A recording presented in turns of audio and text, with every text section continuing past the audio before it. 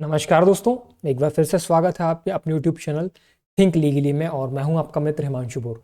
दोस्तों, आज इस वीडियो में हम समझने वाले हैं एक एविडेंस एक्ट का, भारतीय साक्ष्य अधिनियम 2023 का एक बहुत ही इंपॉर्टेंट टॉपिक या बहुत ही इंपॉर्टेंट क्वेश्चन, जिसे डाइंग डिक्लेरेशन, हिंदी में मृत्युकाली कथन कहते हैं।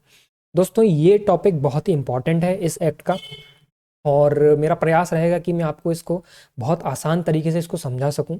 दोस्तों, डाइंग डिक्लेरेशन की बात करूं तो डाइंग डिक्लेरेशन हम किस कॉन्सेप्ट में पढ़ते हैं वो पहले आप समझ लीजिए। दोस्तों, डाइंग डिक्लेरेशन की जब बात आती है ना, तो आपने एक चैप्टर देखा होगा एविडेंस एक्ट में, बीएसए में एक चैप्टर है, चैप्टर 2, अध्याय 2।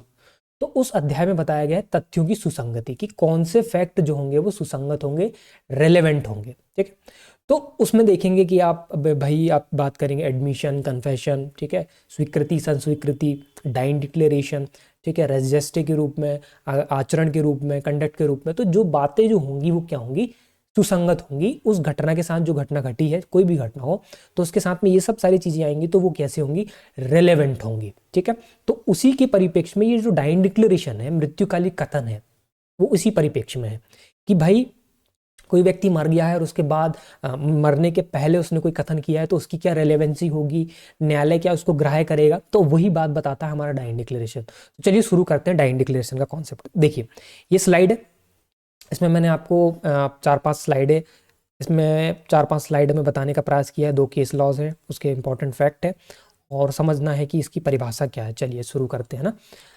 देखिए, जब हम डाइंग डिक्लेरेशन की बात करते हैं, तो ये जो डाइंग डिक्लेरेशन का कॉन्सेप्ट जो है आपको कहाँ मिलेगा देखने को भैया, भारतीय साक्ष्य अधिनियम 2023 की धारा 26(1)(a) में, यहाँ पे डाइंग डिक्लेरेशन दिया हुआ।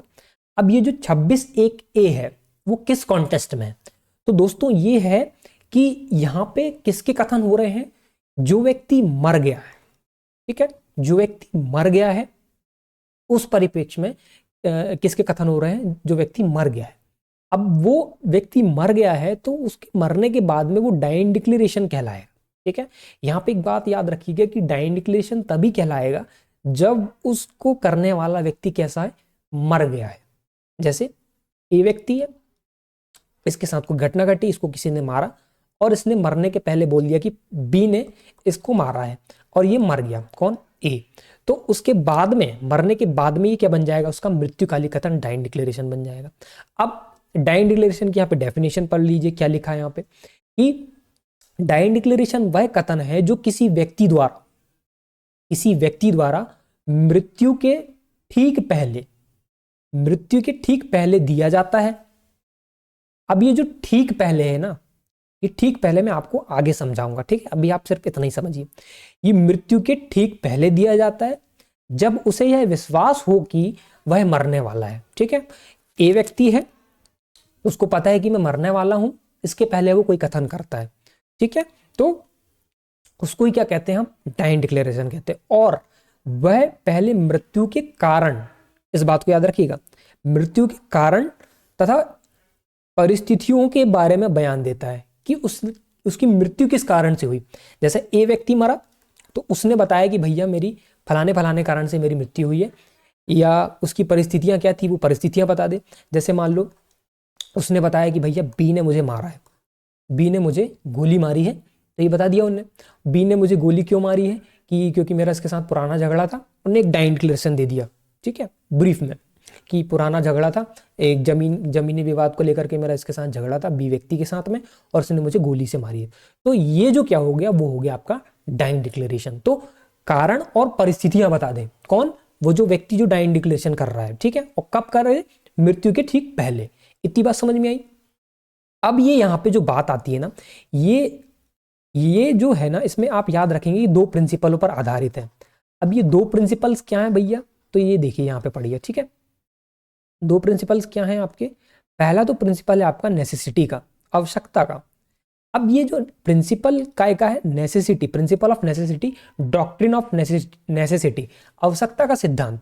अब यहाँ पे आवश्यकता क्यों है, क्योंकि ये कहा जाता है कि घटना का सबसे प्रत्यक्ष साक्ष्य वही व्यक्ति होता है जिसे चोट पहुंची है। अब यहाँ पे प्रत्यक्ष साक्ष्य कौन होगा, ये यहाँ पे ये ए व्यक्ति जो मर गया है, वही उसके साथ घटना घटी है। तो डॉक्ट्रिन ये कहता है कि जिसके साथ जो घटना घटी है, जिसको चोट पहुंची है, वही सबसे पहले प्रत्यक्ष साक्ष्य होता है। अब वो व्यक्ति मर गया है तो उसके पहले, मरने के पहले जो कथन किया है, हम उसको क्या करेंगे, ग्राह्य कर लेंगे, एडमिट कर लेंगे साक्ष्य के रूप में। ठीक है, तो यदि वह मर जाए तो उसकी गवाही खो ना जाए, ठीक है, इसलिए हम इसे क्या कर लेते हैं, स्वीकार कर लेते हैं। तो डॉक्ट्रिन ऑफ नेसेसिटी, ये याद रखेंगे, आवश्यकता का सिद्धांत पे आधारित है। और दूसरा जो है प्रिंसिपल ऑफ ट्रुथवर्दीनेस, तो इसमें एक और चीज है, ये लैटिन आप ये आप डॉक्ट्रिन याद रखेंगे। क्या है ये, नेमो मॉरिट्रस प्रिजमंतर मेंत्री। अब मैं इसको तो यही पढ़ता हूं, अब आप थोड़ा सा इसको पढ़ लीजिएगा क्योंकि ये लैटिन भाषा है, तो मेरा तो ट्रांसलेशन यही है कि नेमो मॉरिट्रस प्रिजमंतर मेंत्री, मैं यही पढ़ता हूं इसको। ठीक है, अब इसका मतलब समझिए।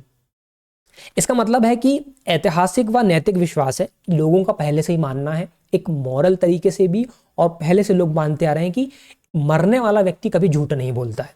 तो मनुष्य मृत्यु के निकट झूठ नहीं बोलता है। ठीक है, हम ये मानते हैं, ये हमारी नैतिकता है कि एक मरने वाला व्यक्ति कभी झूठ नहीं बोलता है। तो इस पे भी ये डॉक्ट्रिन क्या है, आधारित है। तो ये डॉक्ट्रिन आप याद रखेंगे, नेमो मॉरिट्रियस प्रिजमंतर मेंत्री। ठीक है, कितनी बात समझ में आई। सबसे पहली चीज कि डाइन डिक्लेरेशन कहाँ पे दी हुई है, बीएसए के कौन से सेक्शन में दी हुई है, 26(1)(a) में दी हुई है। और ये किसका है, जो व्यक्ति, ये किसका कथन है, जो व्यक्ति मर गया है, और वो क्या बता के मर रहा है, मृत्यु का कारण और परिस्थितियां बता के बन रहा है, और कब मर रहा है, कब कथन कर रहा है, वो मृत्यु के ठीक पहले। और वो किस डॉक्ट्रिन पर आधारित है ये डाइन डिक्लेरेशन, तो भैया आप बताओगे डॉक्ट्रिन ऑफ नेसेसिटी और डॉक्ट्रिन ऑफ ट्रुथवर्दीनेस। ठीक है, ठीक है, कि मनुष्य मृत्यु के निकट झूठ नहीं बोलता है। तो ये डॉक्ट्रिन आपको समझ में आई। अब भैया आते हैं इसके मुख्य तत्व पर कि कब ये माना जाएगा कि ये डाइन डिक्लेरेशन है। देखिए, तो इसके जो मुख्य तत्व की मैं बात करूं तो पहला पढ़िए, कथन दैट यानी संबंधित, कॉज यानी हेतु, सर्कमस्टांसेस यानी परिस्थितियां, कारण से होनी चाहिए। मतलब उसकी जो मृत्यु का वो कारण बता के मरे और परिस्थितियां बता के मरना चाहिए। ठीक है, दूसरा ये है कि ओथ की आवश्यकता नहीं होती। ओथ यानी होता है शपथ, शपथ पर नहीं होता है कभी भी डाइन डिक्लेरेशन। एक चीज याद रखिएगा, क्योंकि व्यक्ति मरने की स्थिति में होता है। अब भाई वो व्यक्ति मरने की स्थिति में, तुम वो शपथ में लोगे क्या उससे, तो वो जो बोल दिया सो बोल दिया, तो वहां पे आवश्यकता की, मतलब शपथ की आवश्यकता नहीं होती। तीसरा क्या है, तीसरा भैया मजिस्ट्रेट का उपस्थिति होना आवश्यक नहीं।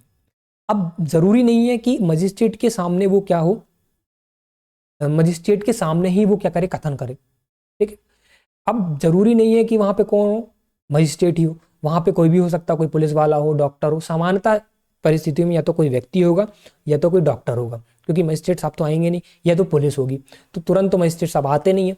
तो ज्यादातर क्या होगा, या तो डॉक्टर के सामने करेगा, या तो पुलिस वाले के सामने करेगा, या तो किसके सामने करेगा, किसी अन्य पर्सन के उस पर कर देगा। ठीक है, उसके सामने कर देगा।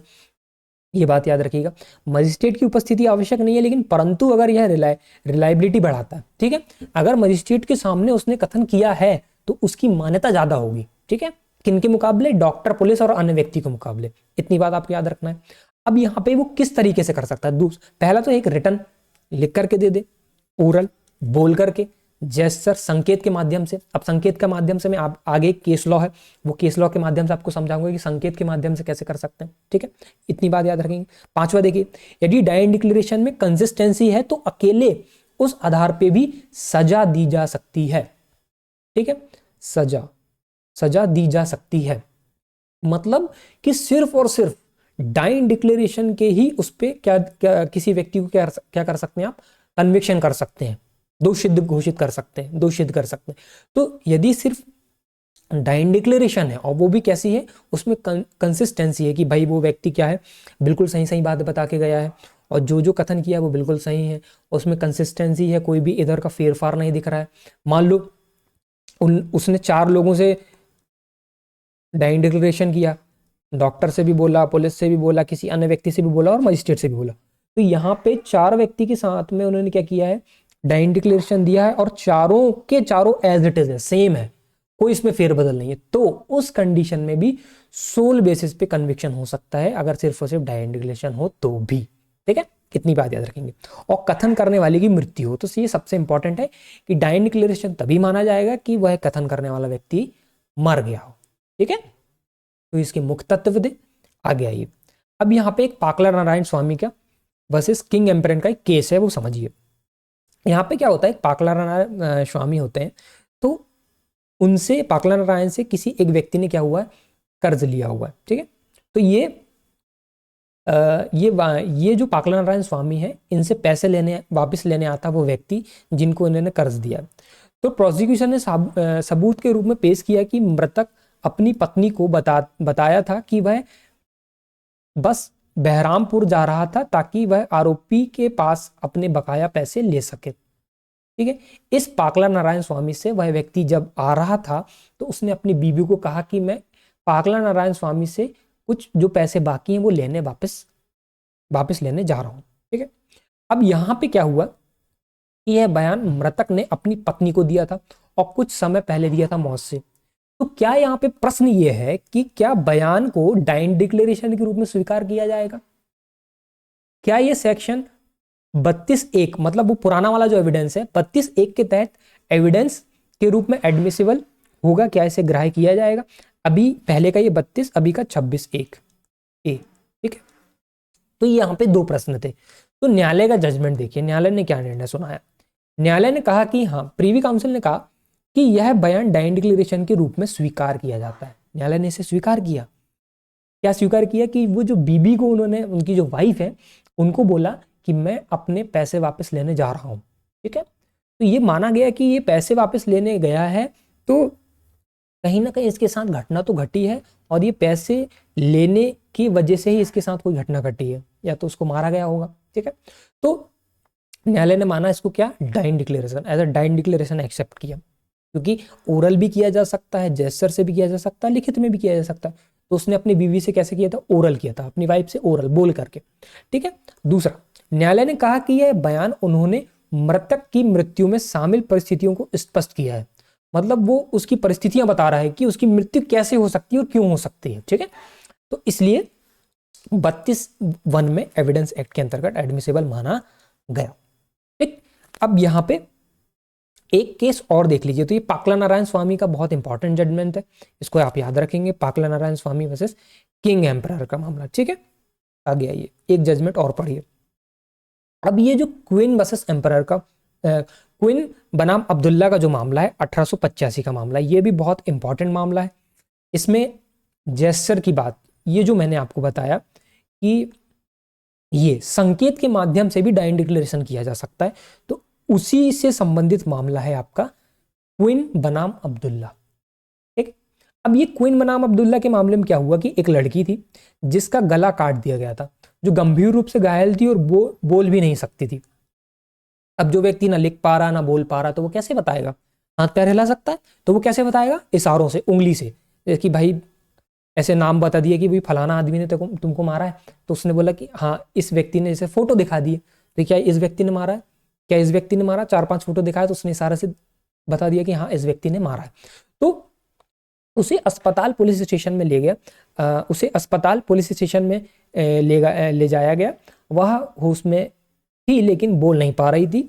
व्यक्ति ने उससे सवाल पूछे और वह हाथ के इशारों से उसने जवाब दिए, मतलब उन्होंने हाथ के इशारों से क्या किया कि भाई हाँ इस व्यक्ति ने मुझे मारा है, तो हाथ के इशारों से उन्हें जवाब दिया, तो यह डाइंड डिक्लेरेशन उस जेस्चर के रूप में रिकॉर्ड की गई, ठीक है। तो न्यायालय ने माना कि इसको जेस्चर के माध्यम से भी डाइंड डिक्लेरेशन किया जा सकता है और उसको एडमिट किया किसने, न्यायालय ने, ठीक है। तो यहाँ पे न्यायालय का जजमेंट पढ़ लीजिए।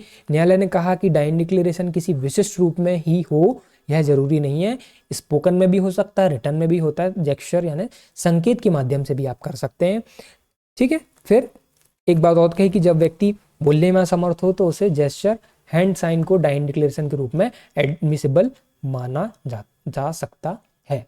तो दोस्तों ये बहुत ही इंपॉर्टेंट टॉपिक था डाइंड डिक्लेरेशन। आई होप, मैं आशा करता हूँ कि आपको समझ में आया होगा डाइंड डिक्लेरेशन क्या है। 2 केसेस मैंने आपको बताया, तो और अगर आपको इससे हेल्प मिलेगी आपके एग्जाम में 10 नंबर के आंसर में, काफ़ी अच्छा आंसर आप लिख पाएंगे। तो दोस्तों एक चीज़ और मैं आपको बता दूं कि यहाँ पे मैं आपको समझाने वाला था कि यहाँ पे जो मृत्यु से ठीक पहले वाली चीज़ें हैं, तो मृत्यु से ठीक पहले वाली चीज़ों के संबंध में, अब ये मृत्यु से ठीक पहले कितने समय की बात हो रही है, कितने घंटों की बात हो रही है, कोई टाइम डिसाइड है क्या? तो यहाँ पे कोई टाइम डिसाइड नहीं है। तो यहाँ पे एक केस और देख लेंगे आप, मैं आपको केस का नाम बता देता हूँ। देखिए मैं कंटेंट आपके लिए बहुत अच्छा बना सकता था, लेकिन अभी मैं समय और परिस्थिति के हिसाब से, ताकि आपके पेपर में ये क्वेश्चंस आपको बन जाए, आसान तरीके से समझाने के प्रयास कर रहा हूँ। तो इसमें क्या है, एक एक केस आप देखेंगे, शरद, एक सेकंड, शरद बिरदी चंद्र, शरद बिरदी चंद्र का मामला, शरद बिरदी चंद्र बनाम सारडा का मामला है। तो इस मामले में ये कहा गया था, इस मामले के कुछ तथ्य समझ लीजिए। इस मामले में क्या हुआ था कि ये इनकी बीवी थी, तो इनकी बीवी अपने मायके वालों को बहुत दिनों से पत्र लिख रही थी कि भाई उनकी जो ससुराल में स्थिति है वो ठीक नहीं है, ठीक है। और पत्र लिखते लिखते, पत्र लिखने के 4 महीने के बाद उनकी मृत्यु हो जाती, किसकी, महिला की। किसकी मृत्यु हो जाती है, महिला की मृत्यु हो जाती है। और महिला ने 4 महीने पहले, 4 मंथ पहले क्या किया था, पत्र लिखा था। तो उस पत्र को डाइन डिक्लेरेशन माना गया 4 महीने पहले। तो मतलब यहाँ पे इंपॉर्टेंट क्या है कि डाइन डिक्लेरेशन का संबंध ना, डाइन डिक्लेरेशन का संबंध उस घटना के साथ होना चाहिए कि आपकी मृत्यु जो हुई है इसी कारण से हुई है, इन्हीं परिस्थितियों के कारण से हुई है, ठीक है।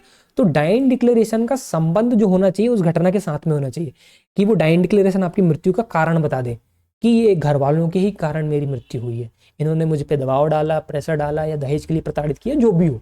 तो वो संबंध बताना चाहिए किसके साथ, डाइन डिक्लेरेशन के साथ।